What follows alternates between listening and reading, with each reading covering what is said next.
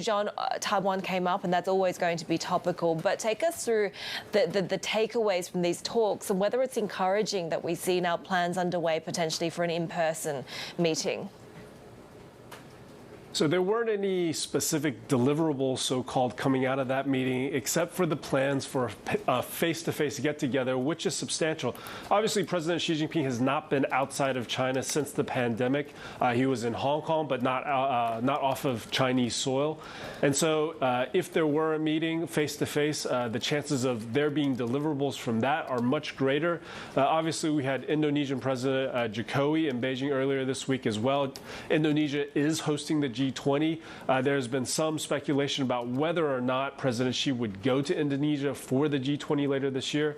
And so that potentially could be a venue where you could have the two presidents meet.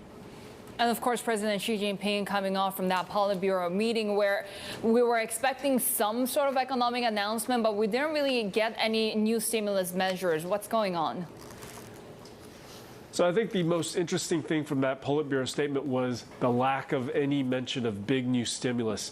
The leadership is saying they want the best possible outcome the economy can achieve this year. There was no mention of the 5.5% GDP target for 2022.